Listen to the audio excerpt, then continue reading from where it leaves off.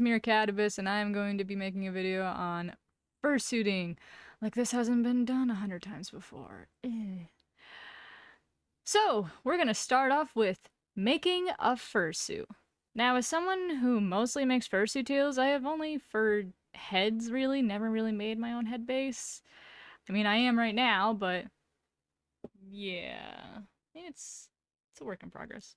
With newbie fursuit makers, you will get trial and error. Trust me.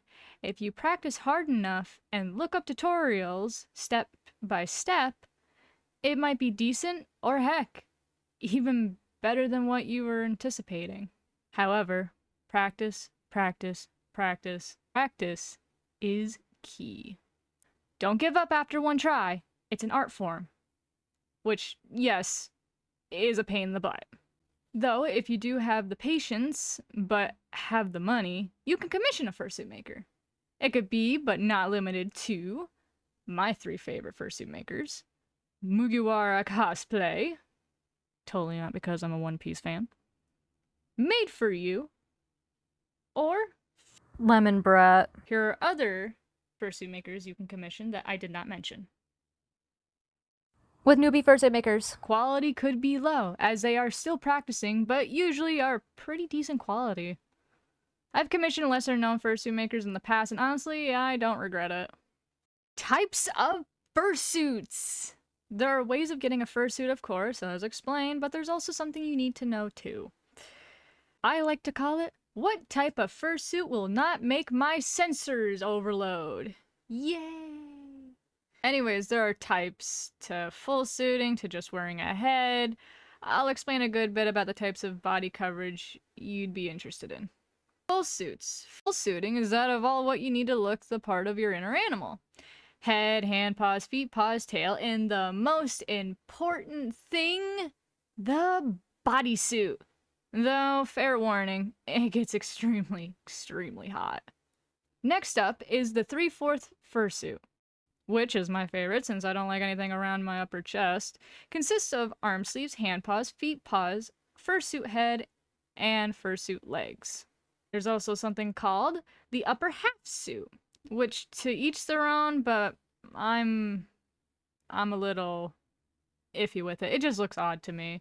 But it's the opposite of the lower half suit.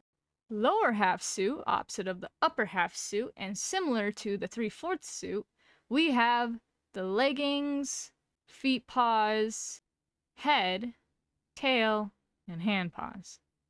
No arm sleeves in this one, I'm afraid. God, I hate that fucking noise. With glee, I can talk about my honest favorite for myself, the full partial. You have the ankle fursuit legs, kinda like ankle warmers, hand paws, arm sleeves, head, and tail. Next, we have the heavy partial. The only difference with this partial and the full partial is just no ankle fursuit legs. Regular partial, or better known as just partial, consists of feet paws, hand paws, head, and tail. How to fursuit. So, you now have your fursuit. What now? Well, first you drink water, stay hydrated, and take breaks! Wearing basically a carpet on your body makes you sweat, which results in you losing water in your body, thus making you dehydrate quicker than when not wearing a fursuit. You absolutely need to drink water. If you need a break at a con and you don't want to ruin the magic, go to a headless lounge and de-suit to drink the refreshing earth-making liquid that will quench your thirst called water. When done with a convention or fur meet, please buy online or even at that con if you are at it. Fursuit spray. They come in all kinds of scents, or, well, I call them flavors. Don't drink the stuff, please. What you do is lightly spray the inside of your head and overall in your suit and the outside. Then what you do is brush the outside, keeping that fursuit fur clean and smelling refreshing. Please let your fursuit air out by putting it inside out and having your head upside down so it can air out. Another thing you should invest in is carpet cleaners. Yes, I am not kidding. Carpet cleaners. Specifically, Bissell Little Green. You can get these on Amazon, Walmart, or wherever they sell vacuums usually. If you cannot afford a carpet cleaner, then use a bathtub. Use cold water, fill up the tub, then mix a specific detergent into said tub. I use Woolite, since I know it won't damage the fur or stain it.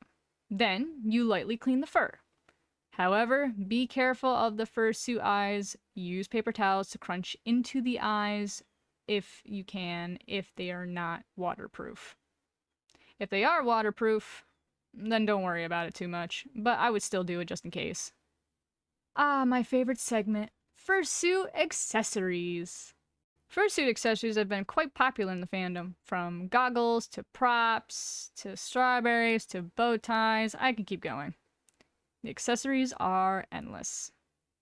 Ah, there's so many! Personally, when I fursuit as Milkshake, I use a Dracula Halloween cape I got from Spirit of Halloween a few years back. Because, you know, she's a vampire. In the future, once Mir, Mal, and Wham are done, I plan on using a few ideas to kind of bring out the characters more, especially Mir. I plan on using music note plushies. However, with Wham, probably a snake plushie or something. Until then, I just have ideas. Anyways, I think I explained the majority of how to fursuit and some tips with it. If I missed any, comment down below. Don't forget to also like and subscribe. Remember, be the best you can be, even if it's not today. Try again tomorrow. Ciao!